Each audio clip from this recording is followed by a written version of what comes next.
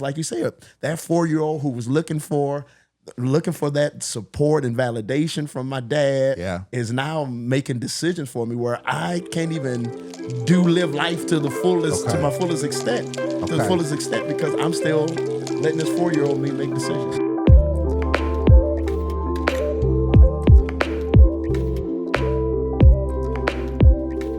Hey, this is Tim Charles with the Hey Dad podcast. Thank you for all of those who've been listening. Thank you for all those who have subscribed. I don't want to go any further without introducing you to my friend. I'm calling him a friend not because we spend so much time together, but simply because he has a heart of God. He's a man of integrity and a man of character, of great character. I know that because I haven't found a bunch of people that talk bad about you yet. Well, thank you. That's how they go. Good to hear, man. Yeah. But I have with me Pastor Jack Spencer, and we're going to talk a little bit about all things dad here on the Hey Dad podcast. Welcome, sir. Hey, thank you so much for having me. I'm glad that you're here. Excited to be here. So I'm going to let everybody know, y'all, we've been chopping it up for a minute already. Absolutely. Talking about some amazing things. And I like starting the podcast, everyone with the same question of, what does being a dad means to you, man? What does that mean? So being a dad for me, I think it encompasses quite a bit. For a dad, you are the first like image of love, protection, provision that your children see. Mm-hmm. And so I take it very seriously. The Lord has blessed me to be a dad for 27, almost 28 years. And so that's the oldest. That's my oldest. Oh, Yeah. okay. All right. So that's my oldest. For those of you keeping count. Yeah, keeping count. Yep. So my baby girl, so I have 2 girls. My baby girl is 23. 2 girls. 2 girls, you man. Okay? You okay? Yeah. I got 1 girl. That's why I'm asking. You okay, bro? So hey, yeah, it was hard out in these streets. Yes. It's funny. And by me being a guy, the Lord was like, I'm gonna give you some girls. Like, yeah. So you're a girl dad. I'm a girl dad. I'm a hardcore girl dad, man. So 28 and the youngest? And 23. Yeah, 23. Yep. So they are amazing. They change the person that I am. Like they literally, even to this day, I'm continuing to evolve. I'm continuing to try to be a better dad. And you never stop. Yeah. You know this. Yeah. I mean, right? Yeah. No matter how old they get, no matter, stop. it never ends. Okay. So being a dad is evolution. Absolutely. Is growing. It's growing. It's always learning. Yeah. It is always, you have to be teachable. Yeah. You have to be teachable. Like you can never feel like you've cornered the market of being a dad. Like, oh, I've got this thing under wraps. But who teaches dads? That's a great question, man. Who teaches dads? Funny. I think a lot of it is trial and error, man. Of course, we read the Bible, scripture, and all of that. But the reality is it's a lot of like, oh man, we tried that. Yeah, that didn't work. Yeah. Or like, man, we did this. Man, this was really good. Let's continue this. Yeah. And I mean, just like I know, of course, that first child is always like that. Yeah. That's always for lack of better terms, the guinea pig. Yeah. they just had to figure. We love y'all. We love y'all. We tried a lot of stuff. We were practicing. We were trying to figure it out. Absolutely. So Pastor Jack, what's interesting about the answer you gave is we learn from scriptures, we learn from trial and error. What you didn't say, our dad.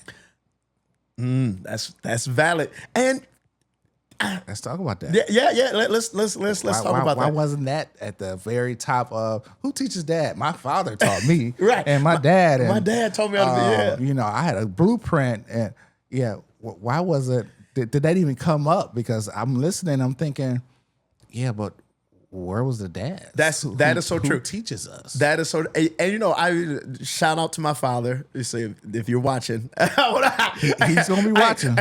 Big Jack, I'm Little Jack. He's Big Jack. I'm named after Big him. Jack, I'm gonna send this to you. I know. I mean, great father.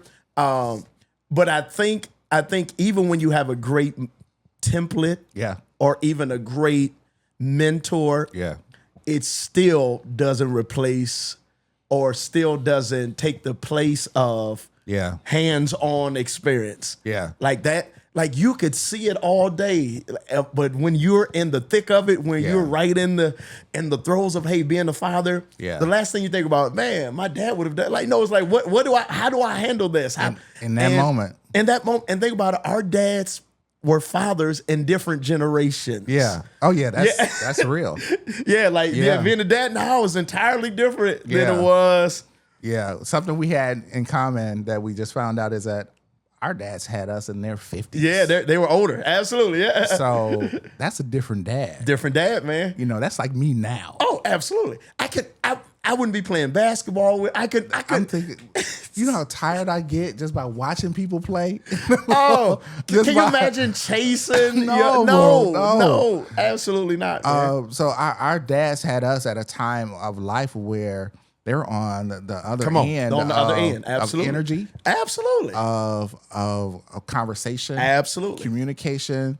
And they really couldn't relate to us. Yeah, and we're babies. We're not. Yeah. I mean, our children are adults. Come on. You know, you have 2 adults at this time. Yes, sir. Yeah. What if you had a 2-year-old? God. Hey, I just got tired thinking about it, man. Like I want to nap now just from thinking about it. Right now. I can absolutely see that generation. You know, it is different. It is different. How we learn and how we grow up, and the lessons. Absolutely. We're 10, they're 60. Come on, it changes. Yeah, we're 15, they're 65. Yeah, and even the generations that they came up in, it's kind of hard for them to relate. Yeah. To the generation that we're in now. Like, you got to think we're the generation where, you know, we watching cartoons. They didn't watch. Like, no, man. I love Saturday morning Come cartoons. on, man. We got a big bowl and we sit there with our cereal. Yes. Yeah, come on, man. Yes, sir. They didn't have WWF. Man. They weren't watching Junkyard Dog and See, you take me back, Pastor John. I'm gonna tell you a quick story. So, yes, sir. We went to family dinner at P.F. Chang's. Okay. We all out, and they come with this nice, pretty big white bowl. Okay. And I said, my mind went back to those cereal days in front of the TV. That's a good cereal. I said, that's a good cereal bowl. And I said, excuse me, ma'am, come here for a second. I said, yes, sir. What? You know, just polite. What is it that you need, sir? I was like, I want this bowl. I need this bowl right here. Can you let me have that bowl? I know that's a weird request. That's a very... This is true story. True story. P.F. Chang's. I got that bowl in the kitchen right now. True story. P.F. Chang's. I said, can you let me have it? I was like, well, that's an odd request, sir. And I'm like, that'll make a great cereal bowl. Absolutely. You have to admit that'll be a great... She said, yeah, that'd be a great cereal bowl. I said, figure out a way for me to get... If I got to pay for that bowl, I just need this bowl. Absolutely. She came back a few minutes later. She said, sir, we have never asked it. I don't even know how to respond I'm almost to embarrassed this. by saying it out now. So we have never had anyone ask us for a bowl. And I talked to my manager. He said, it is his pleasure for you to take that bowl. Oh, that's dope. I have this nice big white bowl, and all I was thinking about, man, that'll be an amazing Hey, you like, cereal how bowl. can I put my cereal in this bowl? That's a great cereal bowl. And sit in front of the TV. Because you know we only had a couple channels. No, man, like, we didn't have all of this cable and stuff. It was like... No. So I'm the youngest out of 11. Okay. I am the third out of 10. Third out of 10. Yeah. So we have very similar... We were the remotes. Oh, absolutely. So we had a few channels. Come on, man. We were the remotes. We didn't have... It wasn't no fight over remotes. No. We were the remotes. Absolutely. When you get to the bottom of the totem pole there, the third out of 10. The 11th out of... Yeah, you are the remote. You are the remote. Talking about that generation, though, how did that generation impact you as a dad, as a father? Now, I will say this. That generation was big on providing. Like, so if we took anything from that generation, it's how to provide for your family. Yeah. Because think a lot of our mothers didn't work. My mother didn't work. Mine didn't either. Exactly. But for some strange reason, we always ate. Yeah. For some strange reason. we ate, and there was always somebody else at the table. Oh, bro, we had everybody in the neighborhood. Like, we were like the family of the, like, so my dad was a neighborhood dad. 3rd out of 10, and there were still extra people at the house still eating, extra people eating. That was our house. And because our fathers and that generation was a generation who knew how to provide for their family. Yeah. They were like, hey, it's not about me. Yeah, work ethic. Exactly. They had good work ethic, bro. They would stay on their jobs for 30 years for terrible jobs. It wasn't even good jobs. But wouldn't move. They would not move, because man. if they knew that they had a way of providing for their family consistently, that's all it was about. They were willing to do whatever it takes. Absolutely. And my dad he worked on the railroad. See, my father worked in a steel mill. Steel mill. I mean, that's labor intensive. Labor work. intensive. Come on, man.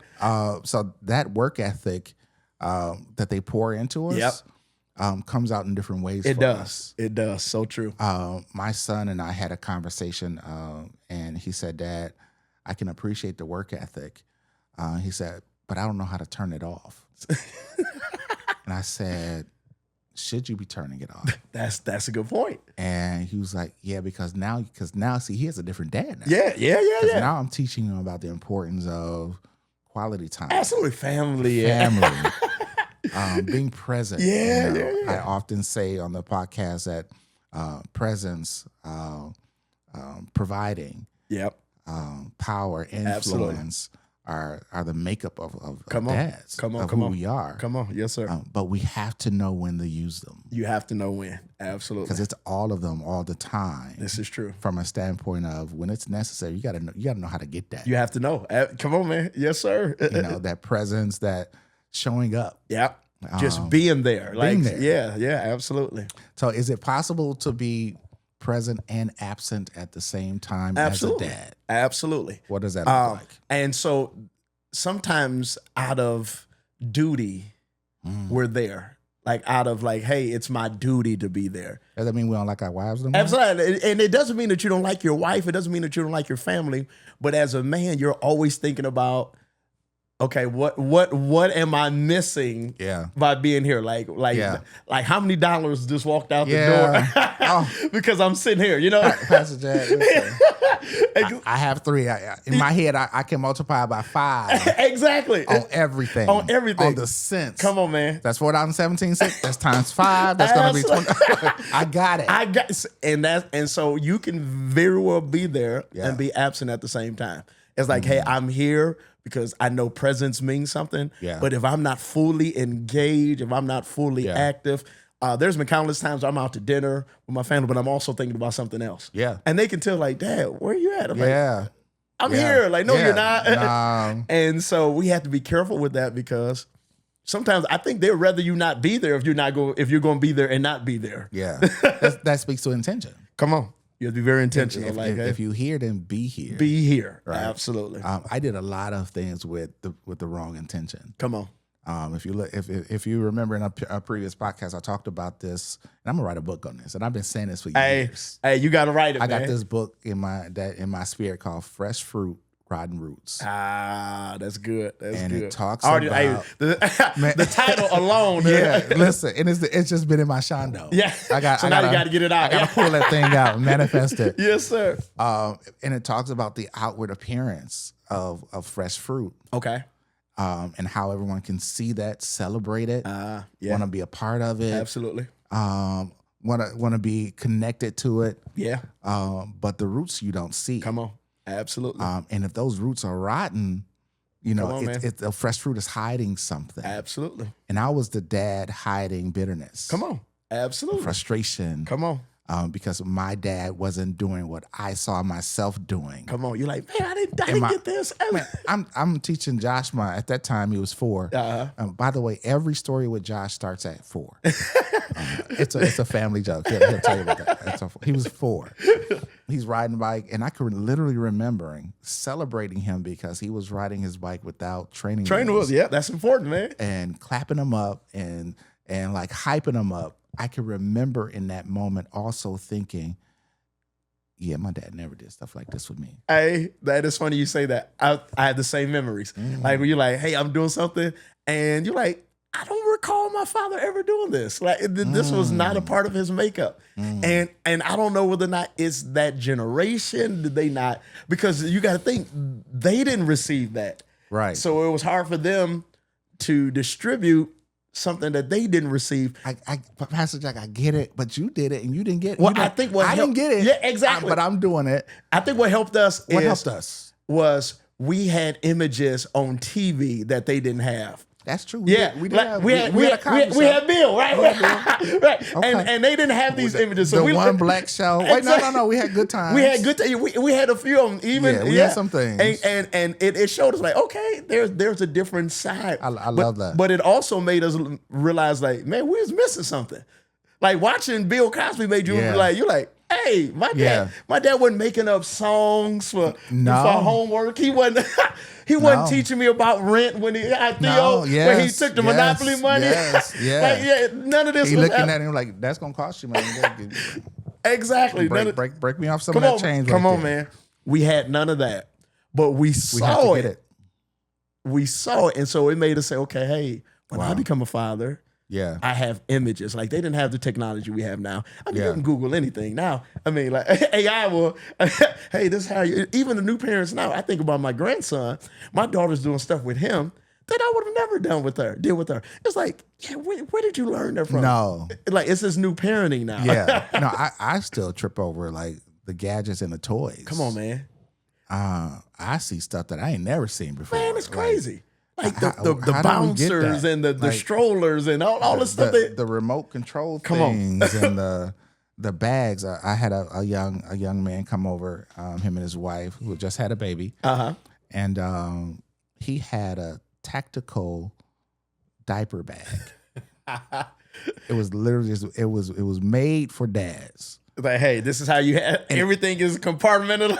If you look like it's just the big tactical bags that they were in the army. This diaper bag looked like a big tactical bag, and I'm looking at it. He was like, "Yeah, it's a whole brand." See, it opens up and he into a changing table. So he got a whole little thing to lay out. He lays out. He put little rods on the side. Yeah, see, the we bag. had none of this. I'm looking at this thing like. That's insane. Hey, bro, our changing station was our laps.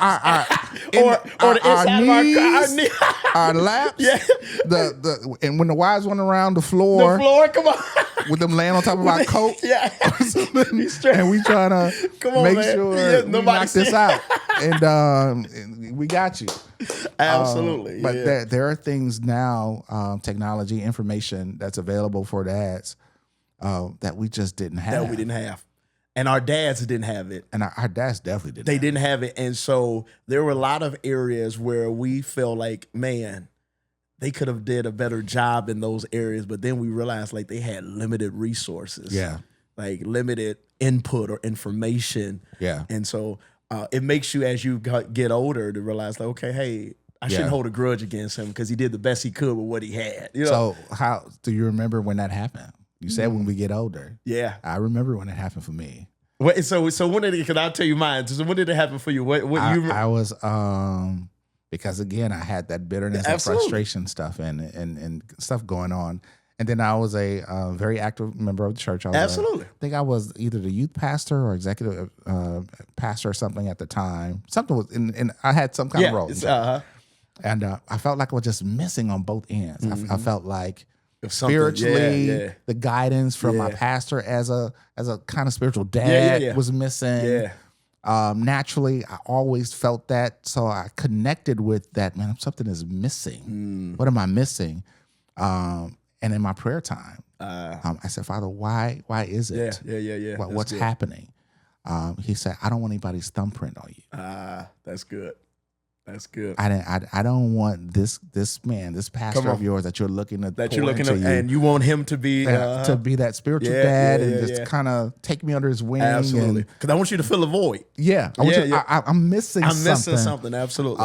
And I found that as a senior pastor myself, that many people without dads they seek out. They do that father figure spiritually, and they hold you accountable to something that you didn't even. No, I had nothing to do with that. Yeah, that was not my plan. I'm just your pastor. I'm not trying to. That's it. I'm not trying to do. I have my own children. Come on, I have my own. I'm responsible for them. Absolutely. Yeah. So I was in my early 30s. Okay. Yep. Early 30s, and I said, Father, you have to help me with this. Yeah. And that's when the Lord spoke to me. He said, I'm gonna show you how to be a son to a man that could never be your father. That's good. That's good. And it put me on my knees. And I had to repent. That's good. I had to forgive him. Absolutely. Because for the first time, the expectations that I had for him, God was showing me wasn't all on him. Absolutely. He made decisions. Yeah. But he wasn't just the decisions he made. Yeah. He was also the decisions that other people made for him. Yeah. So that put me in a position of, okay, there's this void that's missing. Yeah. God is telling me I can fulfill that. I can feel that void. Fill that void full. Yeah. But you got to come to me for it. Come on. That's when I got into a place of, I got to let him go. Yeah. I got to let these expectations, these images in my head of who my father should have been. Absolutely. What I wanted him to be. Absolutely. As if he knew how to do it. Come on. And we sit around mad for no reason. Mad, I'm upset. Upset. Like just I never considered that maybe he don't know how to do this. Yeah, absolutely. But now I'm a dad. Yeah. I'm fully lined in. You all in, I'm committed to. Say, Man, you taking I'm them to about basketball practice, you all in, bro. And I'm going to jack this up because I don't know what I'm doing. Yes, sir. Yeah. This is hard stuff. This is hard, yeah. But that's when it hit me of I had to forgive him. Yeah, that's good. And let him go. And forgiveness that was for me. That's good. A conversation with my dad. He didn't have any regrets. No. He was just a different guy. Man. He's like, hey, that son. generation was different. He like, son, I did what I knew to do. I got to tell you. I don't know to tell you. If you feel some kind of way, that's on you. Yeah. And that's the first time he told me that, I kicked him out of my house because he was homeless. First time he said it, I was like, you got to go. Oh, you got to go. You got to go. I'm crying on the inside. I'm that 4-year-old. Yeah. See, Josh, absolutely. Because that guy is still there. Toe up. Yeah, because what people fail to realize, and I've talked about this before, where in your life you have a board of directors, and that 4-year-old you, that 10-year-old you, or any space in your life where anything traumatic or any type of thing that happened that made an impact, that person is sitting on the board of directors of your life. Wow. And so sometimes you got this 8-year-old you making decisions for the 50-year-old you. My God, you're like, no, I need to get rid of this guy. I got to fire this guy. He should not be making the decisions for the 50-year-old me. Yeah. And oftentimes we don't realize that because, like you said, that 4-year-old who was looking for that support and validation from my dad is now making decisions for me where I can't even live life to the fullest, to my fullest extent, to the fullest extent, because I'm still letting this 4-year-old me make decisions. All right, just okay. Let me take a breath for a second, bro. Because you drop in, you drop in some healing, ointments and gems, and right now for a lot of dads and fathers out here that yes, sir, that they're still making decisions based on some of the trauma and the hurt. At specific moments in their life. Come on. And I'm thinking about those moments in my own life. Absolutely. I mean, bro, we all have them. I can tell you there's a reason why I was very strict about not moving a lot. Yeah. Because as a kid, we moved a lot. And you said, I will not. I am not doing I'm not that. putting this to my children. Right. They're not going to have new friends every year. No. I'm not doing that. Yep. Yes, sir. And so I didn't do it. Yep. That was that kid. Yeah. Making these adult decisions. Even though maybe the move would have even been better. Yeah. But because this kid who experienced trauma. This kid had a problem. Like, he hate moving to this. I hate moving to I ain't this mad at day. Him. Hey, I'm with them. I will stay somewhere forever, Doc. A good friend of mine moved last week. Okay. And I told him, bro, don't ask me. Next time we starting to GoFundMe for the movers because I'm not doing it. That's why. I'm not in it, bro. Bro, that's real talk. That's why I don't even. If I have to move, I'm not asking you because I don't want you to ask me. Don't ask me. I don't want to move. I don't want to reap that. So.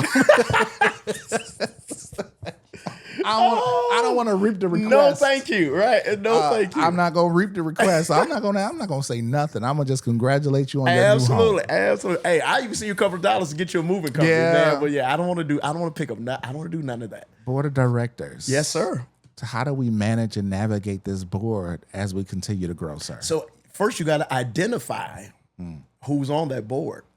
Okay. And it's hard to fire somebody you don't know that's there. Wow. And so when you're still going about life and you realize, like, I keep making the same decision, you have to go back to what triggers this decision. Yeah. To your point, was it that 8-year-old me? This is why I don't like this because of, like, my sister, she hates dogs. Okay. if she'll watch, she hates dogs to this day because there was an instance. That was a moment. Right, there was a moment. Absolutely. Now, granted, there are some nice dogs. There's some little nice, furry, friendly dogs. Yeah. But she don't see none of that because that specific moment in her life at that specific age traumatized her, and now this person is making this. It is so bad now. Like she's climbing on top of furniture. She not coming over your house. Oh yeah, it's bad, man. I see it though. Yeah, exactly. You can see it. I see it. Absolutely. I see it. I'm having these moments, these flashbacks of intentional trauma. Let me tell you what intentional trauma is. Yes, sir. Intentional trauma is when you have children and they intentionally do things to each other. Come on. On purpose. On purpose. On purpose. I know what you're saying. Yes, there was sir. an incident. There was a dog coming down the street. Both my sons were outside, so they're running. Okay. Full speed. Yes, sir. One son gets to the door before the other and locks the other one out. I'm about to say, I already know where this is going. And locks him out. Oh, God. And locks him out. Oh. And he's on the inside watching him terrified. He's terrified. He's terrified. Oh yeah, this dog's about to eat me alive. He's about to Cujo me. Today's my last day on the earth. I will never see light the day again. This is it. This is it. It's over. Thankfully, the dog just wanted to play. It was a big but dog. Your son didn't know that. But my son didn't know that. Absolutely. And he's laughing so hard. Oh yeah. I'm like, what in the world is going on out there? Found out he locked him outside when he was so. These moments though are real stuff. It's real stuff, bro. Absolutely, they're real. Yes, sir. I even think about like even with siblings, like you said, you having 10 brothers and sisters, 11 of you all. I have 9 brothers and sisters, 10 of us. There are moments that I can vividly remember of traumatizing my younger siblings. Yeah. Like I remember doing things like, Jack, that was so mean. Like, to this day, I'm sure my brothers and sisters probably have some things on their board now because I did so. You can publicly apologize. I know. Hey, all of y'all, Michael, Wanda, Damon, Daniel. Stop smiling. They gonna know you. I know. All right, I gotta be serious. serious. Okay, I'm bringing a smile in. Joseph, Tiffany, Ashley, Rachel, all of y'all. Please forgive me. From the bottom of it. From the bottom. I mean it, y'all. Yeah. Even though I'm smiling, I mean it. It's the joy of It's forgiveness. the joy of forgiveness that's bringing us out.